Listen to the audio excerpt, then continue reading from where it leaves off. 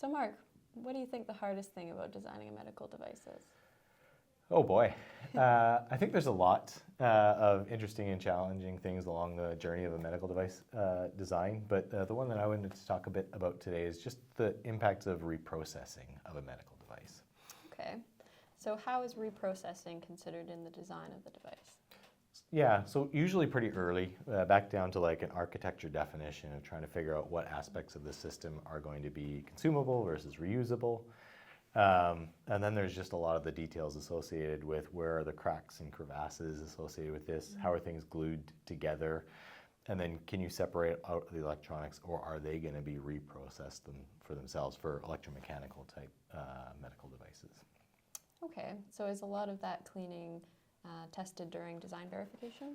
Yep, and ideally earlier on, particularly if there's a known concern with, say, a lens attaching to a surface that's glued in place, you would want to take a subsystem approach and do early confidence testing to lead into verification. But in general, verification for reprocessing is actually kind of challenging. How's that? I think it starts with a test soil. Okay. And most of the test soils are very contrived. So they'll use things like defibrinated blood, which doesn't clot. And then getting the appropriate concentrations of all the proteins and carbohydrates and lipids is not very easy because the soil standards prescribe them, but give you a little bit of latitude in terms of picking one. And yeah, so you end up with challenges there. Yeah, it sounds like there's a lot of variability to try to simulate in a benchtop environment. How does that play in for design validation? Yeah, so obviously if you have a design that has gone through not a perfect verification, validation ends up resulting in some interesting challenges as well. So if we picked a summative evaluation as an example, you can end up with a lot of observer effects. And an example of that is somebody that was trying to release a new detergent.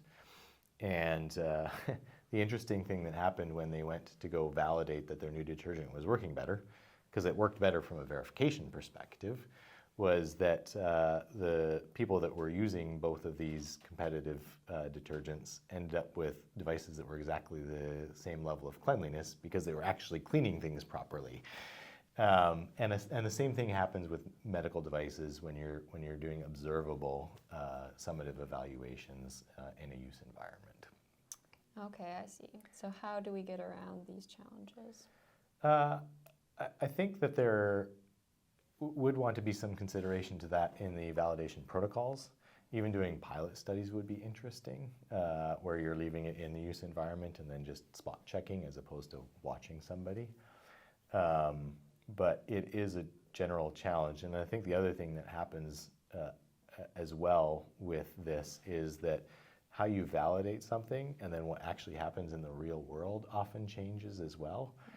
Because, for instance, medical devices aren't always used in a scheduled manner. There can be emergency procedures that happen on a weekend, and those aren't always necessarily considered in a misuse and verification and validation testing scenario.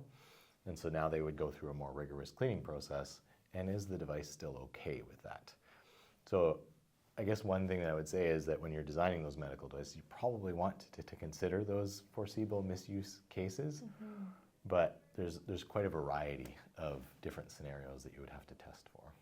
Yeah, it sounds like a really crucial thing to think about is what types of foreseeable misuse could occur for something like this. Absolutely. Well, thank you. That was very informative. Thank you.